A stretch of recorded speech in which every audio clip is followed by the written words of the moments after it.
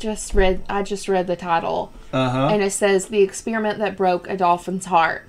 And so I'm like trying to like rack my brain, like what could this be about? This isn't the one where the lady like, I don't think so. Okay, I hope not, because I don't ever want to think about that again. Yeah, that one is a little out of control. You can do your own research on that one.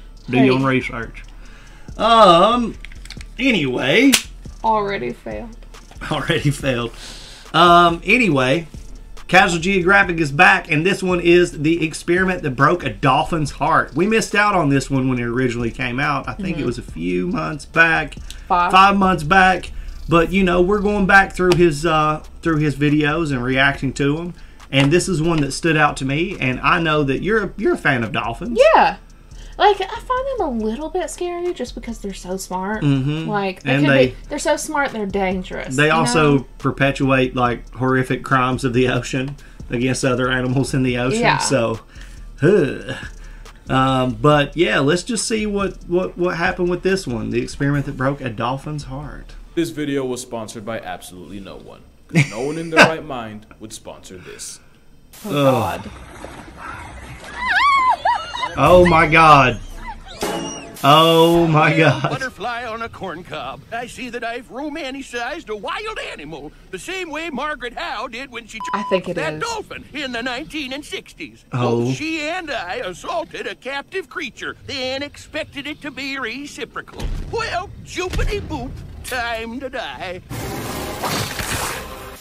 You know, we've done some really questionable things in the name of science. Maybe like that it time is. legitimate attempts at a human Z were made, or that time a psychologist raised a chimp and a human baby together to see what would happen. We're gonna get back to that, but the answer is nothing good. And of course, that time we gave dolphins acid and hand service, all for a very questionable science project. You see, the 60s were a special time. America and the Soviet Union were in the midst of a meat measuring contest all the way up into space, and at the same time, there was a question as to whether humans could learn to communicate with animals as well as we do with each other. And renowned neuroscientist John C. Lilly fully took on the task of trying to bridge the gap between the man and animal language barrier. Now, I mentioned his job to show he wasn't just some acid-dropping self-stereotype of the 60s. Don't get me wrong, he was, but he was also a contributing member of the scientific community. In fact, he was the one who invented sensory deprivation tanks, which he did acid in. Anyway, he was interested in possible human-animal communication, but also in animal intelligence. And that's how dolphins got an invite to this party. At the time, John Lilly saw them as the smartest things on the planet that weren't human. And as a neuroscientist, he was especially drawn to the dolphin's brain. Not only do cetaceans have the largest brains of any animal, bottlenose dolphins have a brain 4 to 5 times larger than what you would expect for an animal their size. But what really made Lilly Eureka himself was while he was observing and researching dolphins and talking to himself, he realized that the dolphins seemed like they were imitating his voice. And that convinced him that the dolphins were trying to speak to him. And with their high intelligence, John C. Lilly figured that if we could somehow find a way to communicate with dolphins, that could lead to us finding a way to talk to aliens, which was an Olympic gymnast level stretch, but hindsight's 2020, and unfortunately this was the 1960s. Either way, depending on how you look at it, this was both the best and worst thing that ever happened to his career. The implication of extraterrestrial communication convinced NASA and other government agencies to sponsor Lilly financially. With the help of anthropologist Gregory Bateson, John C. Lilly would create the Dolphin House, where he would attempt to learn how to speak to dolphins. That's how the experiment started, but you don't want to hear about that. You want to get to the part where we started slipping dolphins acid. Oh, trust me, we're gonna get to that, just bear with me. The Dolphin House was built in the US Virgin Islands, and you're gonna see why that was actually very ironic. It's like having a gay frat on Dick Street. That's not a joke, by the way. When I went to college, there was a gay fraternity located on DIX Dick Street. That is a true story. So in this experiment, there were 3 dolphins. Yes. There was Sissy, the big sister and leader of the group, Pam, the shy introvert, and a young immature male named Peter. And again, given the circumstances, that name would be so ironic you'd swear it was part of a sick joke. But there was another key character to this story, and that was a Miss Margaret Howe Lovett. Margaret never had any formal scientific training, but apparently she was a natural at observing and documenting animal behavior. So they brought her in and had her work with the one male dolphin, Peter, since he was the only one out of the 3 that never had any human sound training. So Margaret's goal would be to teach Peter how to speak English the same way a mother would to her child. She would slowly count to 3 and have Peter repeat after her. She'd say all the vowels in the alphabet and try to get Peter to mimic her. 1, 2, 3. You can do better, Peter. And on some level, this made sense since mimicry is how baby dolphins learn how to dolphin from their fuck? mothers. But here's the thing with dolphins. In the wild, they communicate with each other through a series of clicks, squeaks, and whistles, and most of that's in the water. But to talk to humans through air, the dolphins would have to make noises through their blowholes. It's like if I challenge you to speak perfect English, but without using your mouth. So for anatomical reasons, Peter was pretty much screwed. Figuratively, the literal is coming. Like Peter. Also, what you want about Margaret, but she was committed. She painted her face white and her lips black so Peter could see the shape and movement of her mouth while she was making the noises so he could try to replicate that with his blowhole. She also decided to move in with Peter full time to maximize her time with him. And slowly, Peter was actually getting better at mimicking her. Verse 18, this is the morning lesson with Peter. Hello. It's kind of mean. Hello. Which made John C. Lilly Eureka himself for the second time. Fuck? News about this Dolphin English project got out and people were curious, and John C. Lilly was seen as a visionary. It even got the attention of world-renowned astronomer Carl frickin' Sagan. The frickin' is silent. Now I'd like to point out that at this point this was a several thousand if not $1 million NASA-funded experiment. Like people's careers and reputations were hanging on this. Yet nobody stopped to think that it might be physically impossible for dolphins to produce the sounds needed to speak English, especially from an air anus on its head. Keep in mind, John C. Lilly was a neuroscientist, one of the professions you pray your siblings or cousins never get because then your parents will never let you forget it. And apparently there was some disconnect. Gregory Bateson was like, why are we teaching them English when we should be learning how they speak to each other? He even had the idea of putting 2 dolphins in 2 tanks where they couldn't see each other but could communicate through sound. That way we could study the sound and figure out dolphin language. Yeah. Lilly's response was, nah, we teach them English. You know, naked mole rats spend their entire lives using their teeth as shovels underground, and even they have less tunnel vision. And ironically, they might have actually had better luck if they used an animal like a raven or a parrot or even a seal. Yeah. You know, animals that are actually capable of mimicking human speech. Yeah. What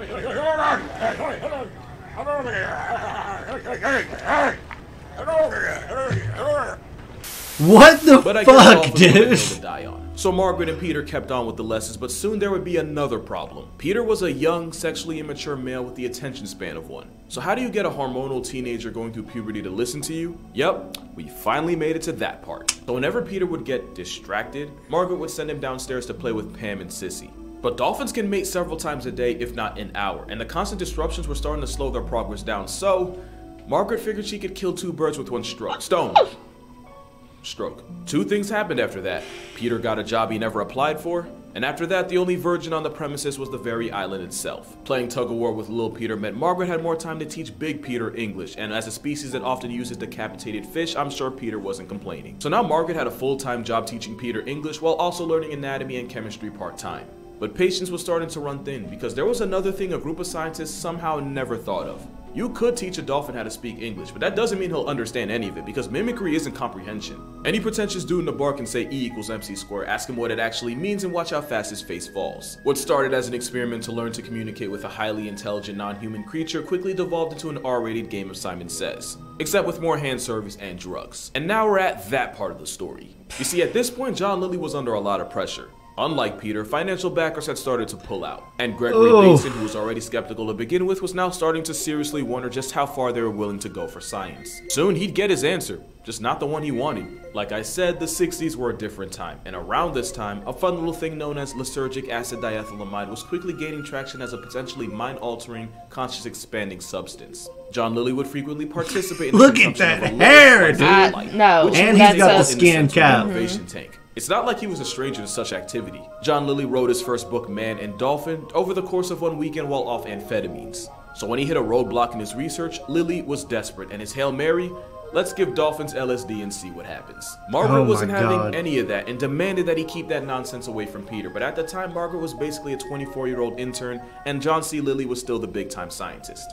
And like I said, hindsight's 20/20 and logic had real estate in his blind spot. So John took Peter, along with Pam and Sissy, on a lovely Saturday drive and recorded what happened. And apparently, nothing. Dolphins might have been slightly noisier, but pretty much nothing to record. Lilly was beyond down bad, and he was desperate for a response, and he knew that dolphins have an incredible sense of hearing. So he got out a jackhammer, because at this point, I don't think this was even about dolphins anymore. I think he just wanted to do acid. And this was the 60s, it's not like you needed an excuse for that kind of thing. So John Lilly pulled out a jackhammer and just started jacking away, an activity I'm sure that room had seen more than enough of. And the noise didn't seem to do anything but probably ruin whatever trip the dolphins were on. At this point, Gregory Bateson had seen more than enough. Remember how I said he started to wonder how far they were willing to go? Well, apparently his line in the sand was giving Dolphins a little sense of direction. If the experiment was a train and science was the tracks, at this point this thing was halfway down the Pacific, so he packed up and left. It was kind of wraps for the entire experiment after that. At one point, Lily tried communicating with the Dolphins telepathically, so safe to say the acid had won. And as the experiment was called off and the staff separated, the Dolphins were shipped out. So here's where a lot of the facts got left out for the sake of the story. So it's popular belief that after the experiment ended and Peter was separated from Margaret, he proceeded to die of a broken heart. And from horny. Now part of that is probably true. Let's just put it this way. Peter had gotten used to getting a special job every day, and he went from that to being painfully unemployed. Forget unemployed, bro was in a recession. And there's the fact that Peter very likely caught feelings for this woman that he had been around 24/7. But here's the part people leave out. Peter was shipped out to a former bank building in Miami to live. His new home was a tight, cramped tank that he could barely turn around in with little, if any, natural light. Also, think of how bad public bathrooms smell, and then imagine an animal that uses the bathroom 5 times more than any human. Oh my god. So yeah, Peter got effed over, only this time it was completely figurative. Another fact about dolphins is they aren't involuntary breathers like us. Every breath they take is a conscious choice. It's why dolphins can only sleep by resting half their brain at a time, otherwise they would just not breathe and flatline themselves. We know this because when John Lilly operated on dolphins to observe their brain and put them under anesthesia, the dolphins ended up suffocating. So Peter made the executive decision to delete himself, likely due to depression. Margaret didn't do much better. Because when Hustler magazine found out about her and Peter and what she did to Peter, they wrote a story on her, and let's just say it wasn't a good look. Also, did I mention she never got paid for this? Like, imagine your entire legacy, like what you're gonna leave on this earth was that you had relations with a wild animal and didn't even get paid for it. So I guess both she and Peter got screwed. Peter's death wasn't even the last time something like this would happen. Kathy was a dolphin who played flipper, and once the show ended and she was moved to an isolated pen, she too would proceed to cross her name off the census. Maybe it's a good thing we never learned how to talk to dolphins, because I imagine they wouldn't have much positive to say. They'd probably call John Lilly their Hitler. Speaking of him, he continued to experiment, but when a light seasoning of dope became illegal, he started doing ketamine. And like I said, we've done some sick things for science. Like when psychologist Winthrop Kellogg decided to raise his human baby son alongside a female chimp named Guada. See what would happen. What happened was his human son started acting feral, walking on all fours, grunting like Gua, and even biting people. When the experiment ended and they sent off the female chimp that they had raised as a daughter to be used in more experiments, Gua would flatline to pneumonia a couple months later, and the boy she was raised with, Donald, would grow up to be a psychiatrist, until he would also delete himself at the age of 43. So I guess the theme of this video is sometimes science goes way too far. And as groundbreaking as it was, it somehow wouldn't be the last time someone publicly had relations with a dolphin. Like, this man had an entire relationship with a dolphin named Dolly that he claimed seduced him. Only difference was they went way past handwork, and to my knowledge, no substances were involved. Now, in fairness to him, he did have to deal with some pretty heavy trauma as a kid, namely when he was violated by a psychiatrist at the age of 5, according to a podcast he was on that I watched. Speaking of which, like the video. I watched it and that was not pleasant. And I get that different people cope in different ways, but did it really have to involve backdooring a dolphin? Like, how would you even, like logistically, how would you even get the pieces to, you know, we're not even going down that rabbit hole. Because he might try to go in there too. Now, Lilly's experiment was famous for all the wrong reasons, but it did have some positive God, this one goes. A lot of what we understand about the intelligence of dolphins and cetaceans in general came from his work, and it really helped shift the public perception of them. That shift is likely what led to the Marine Mammal Protection Act of 1972. Lilly would also go on to campaign against the use of dolphins in captivity, which was pretty admirable, but at the same time, like, bro, you gave dolphins acid, you get no more talk time after that. However, a lot of people see this project as a massive waste of time and resources. I disagree. The point of the experiment was to see if dolphins could learn to speak English, and now thanks to him we know they can't. Because drunk history said it best. You wouldn't just kidnap a Japanese man and keep him from his family and give him hand service that he didn't ask for and a little surprise dose that he definitely didn't ask for and suddenly expect him to start belting out fluent English. But that's gonna do it for this video. For more consistent content, be sure to follow my Instagram and TikTok. I try to post daily on both. And if you would like to further support this channel, my Patreon's also gonna be in the description. Because let's be real, ain't no way YouTube finna let me monetize this. Either way, drink water, hug your mother, don't hug a dolphin because apparently it could lead to more than you're equipped to deal with. And I'll see you in the next one. God. Yeah. Yeah. It was what we thought it was. Well, and much more. That's like the only thing that made sense to me that I knew of. Because I knew that it was depressed afterwards. Dude. I don't know. It's just like that clip that you sent me about, what's his name's girlfriend? the comedians. Okay, if you guys haven't heard about this, it's his ex-girlfriend now, I believe. Yeah, the whole Bobby Lee Tijuana story. I went down that rabbit hole and looked into like what that original podcast, and when I was trying to find it, I saw a clip from one of the podcasts. What's that? Theo Vaughn? Yeah. It was Theo Vaughn and Bobby Lee and Bobby Lee's now ex-girlfriend. And you can just look it up for yourself. Yeah, evidently she was doing some favors for her canine friends, which was a little bit extreme. She said that just like so nonchalantly. Like it's no big deal. Yeah. And Theo Vaughn was just like, oh my God. Like you could just see him being like, oh, did you just say that like and out when loud? You can make that guy cringe. And she was like, ha, yeah, it's like a thing. Like a thing. Oh my God. Jake, I may start my experiment to see if I can teach Chad to speak with an English accent. It will involve a lot of the same things. Oh my God. Oh, Jesus Christ. The chat going wild now. That one was savage, dude. Yeah. There was a lot in there that I'm telling you what. I mean, he's not wrong, though. Dr. Dale's not wrong. That's exactly what that was about. Yes. Positive reinforcement. That's right. Jesus Christ. Holy hell. Yeah, I just, don't have a whole hell of a lot to say about that. Gross. Oh, God. And can't you read the sign? Say no to drugs. Say yes to pizza. I mean, the Dolphins didn't ask for any of that. I know, but this goes out to 1960s broski over there. I mean, doing like, all this. really, though, when you think about it, like, jobs today, like, you have cameras, you have, like, certain things that you have to meet, like, your requirements and stuff. Then back in the 60s, we're scientists, and we're gonna do whatever the fuck we want in the name of curiosity. Jesus Christ. Anyway, thank you guys for checking this one out. If you have not subscribed to Casual Geographic, he's got all kinds of cool content. Take him all the way to getting verified on Instagram. He's already blown up on TikTok. Go support the man. He's doing God's work out here, as you can see. If you enjoyed our reaction to this, you can always like the video, subscribe to our channel, or even give us recommendations. Yes. You can do that in the comments below, on our Twitch, on our Discord. In the comments, I already said that.